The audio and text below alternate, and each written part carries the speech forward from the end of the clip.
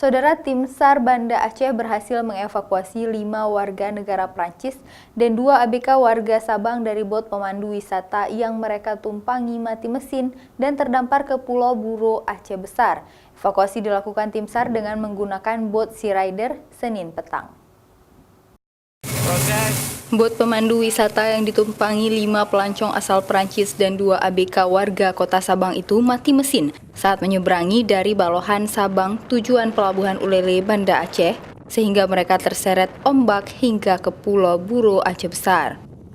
Sebelumnya, 5 wisatawan asal Prancis menyewa bot pemandu wisata dari Balohan, Sabang, tujuan Ulele, Banda Aceh karena takut terlambat jadwal tiket pesawat yang telah mereka pesan tujuan Singapura. Namun naas, bot wisatawan yang mereka tumpangi malah mati mesin dalam perjalanan hingga hanyut terbawa arus. Untuk melakukan pencarian dan evakuasi, tim SAR Banda Aceh langsung menurunkan 4 personil petugas dengan menggunakan 1 bot Sea Rider. Mereka ditemukan selamat sekitar 8 mil dari daratan Pelabuhan Ulele.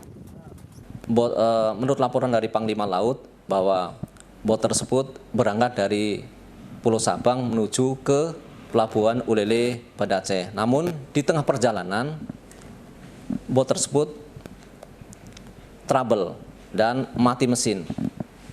Kemudian dari salah satu ABK bot tersebut melaporkan ke Panglima Laut. Kemudian Panglima Laut langsung diteruskan ke Basarnas Banda Aceh untuk meminta pertolongan. Setelah dilakukan evakuasi ke dalam bot Sea Rider dan bot pemandu wisata yang mereka tumpangi ditarik ke Pelabuhan Ulele, Banda Aceh.